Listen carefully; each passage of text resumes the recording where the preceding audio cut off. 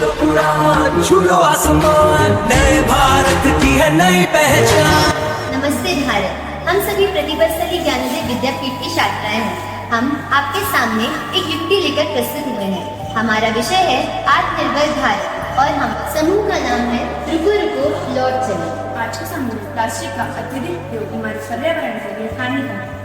प्रत्येक वस्तु जैसे सजावट का सामान, घरेलू सामान, पैकेजिंग और रोजमर्रा की चीजें अधिकतर प्लास्टिक से बनाई जाती है। परंतु प्लास्टिक का अधिक उपयोग होने के कारण, सस्ता और टिकाऊ होने के कारण प्लास्टिक का अधिक उपयोग होता है। सजावटी और घरेलू सामानों में प्लास्टिक का रंग बिरंगे और आकर्षक प्लास्टिक उत्पादकों की मांग, कचरे का प्रबंधन और पुनर्चक्रण की कमी, प्रकृति और पर्यावरण में अनुकूल विकल्पों की कमी और जागरूकता का अभाव। प्लास्टिक का पर्यावरण पर कई प्रभाव पड़ता है, जैसे कि मिट्टी, जल और वायु का प्रदूषित होना, जीव जंतुओं और समुद्री जीवन को नुकसान पहुंचना, प्राकृतिक संसाधनों को नुकसान और पारिस्थितिकी तंत्र पर दबाव पड़ता है तथा प्लास्टिक बच्चों और युवाओं के स्वास्थ्य के लिए भी हानिकारक होता है। अतः इस समस्या के समाधान के लिए हम लेकर आए हैं गोबर से बनी सजावटी वस्तुएं। गोबर को सुखाकर इसे रंग और डिजाइनों के साथ मिलाकर इससे सजावटी आइटम बनाया जाता है। घर, कार्यालय एवं सार्वजनिक स्थानों पर प्लास्टिक की जगह इनका उपयोग किया जा सकता है। ये वस्तुएं पूरी तरह प्राकृतिक और जैव अवघटनीय पदार्थों से बनी होती हैं। इस समस्या के समाधान हेतु हम लेकर आए हैं गोबर से बनी सजावटी वस्तुएं। गोबर को सुखाकर इसे रंग और डिजाइन के साथ मिलाकर सजावटी आइटम बनाया जा सकता है। घर, कार्यालय एवं सार्वजनिक स्थानों पर प्लास्टिक के स्थान पर इनका उपयोग किया जा सकता है। यह वस्तुएं पूरी तरह प्राकृतिक और जैव अवघटनीय पदार्थों से बनी हुई हैं। अब प्रश्न उठता है, ये कैसे करते हैं? सर्वप्रथम गोबर को साफ करके सुखाया एवं पीसा जाता है। उसके पश्चात गोबर में प्राकृतिक गम मिलाकर उसका एक ठोस आधार बनाया जाता है। यह आधार विभिन्न प्रकार के बनाए जाते हैं। उसके बाद कई प्रकार की डिजाइनें जोड़कर विभिन्न आइटम तैयार किए जाते हैं।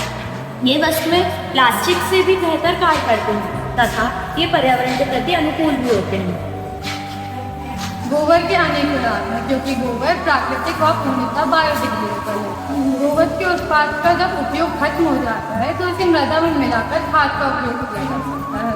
गोबर से बनी वस्तुएं भारत के लोगों द्वारा भारत के लिए होंगी, जिससे भारत का पैसा भारत में रहेगा तथा हमारी आर्थिक रीढ़ मजबूत होगी। गोबर से बनी वस्तुएं सिर्फ एक क्षेत्र तक सीमित नहीं है, इसका अनेक जगहों पर उपयोग किया जाता है, जैसे घरों में, सजावट के सामान में, हस्तशिल्प में तथा सकारात्मकता लाने में।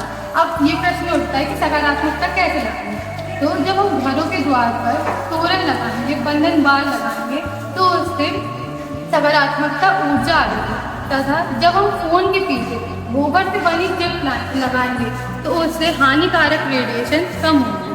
अतः हम कह सकते हैं कि गोबर वेस्ट नहीं, बेस्ट है। तो अब मैं आपको गोबर से बनी वस्तुओं से अवगत कराती हूँ। तो सबसे पहले है हमारा मैग्नेट। गोबर से अनेक प्रकार की वस्तुएं बनती है, जैसे कि मैग्नेट, की चेन्स और पेन, पेंसिल्स, पेन। इससे अगर आप एग्जाम में लिखते हैं तो आप टॉप भी कर सकते हैं। और इससे अन्य वस्तुएं बनाई जाती हैं, जैसे कि ये घड़ी, ये शुभ लाभ। इससे हमारे घर में सकारात्मक ऊर्जा आती है। और इसके कुछ और वेराइटीज। और ये हमारा पिरामिड, ये तो सबसे महत्वपूर्ण है। इस पिरामिड को यदि आप दुकान में रखते हैं तो इससे आपकी जो बिक्री है वो बहुत अच्छे से होती है। और इसका दर्पण, इसकी कुछ सीनरियाँ भी हैं। आप अपनी कलाकृति जोड़कर गोबर में बहुत अच्छी चीज़ें बना सकते हैं। इससे हम यह सुझाव निकालते हैं कि प्लास्टिक का कम उपयोग करके हम गोबर की वस्तुओं का इस्तेमाल करके पौधन की और साथ ही साथ प्रकृति की रक्षा कर सकते हैं। और इससे युवा पीढ़ी भी जागरूक होगी, जिससे हमारा भारत पुनः आत्मनिर्भर बनेगा और वापस सोने की चिड़िया कहलाएगा। धन्यवाद।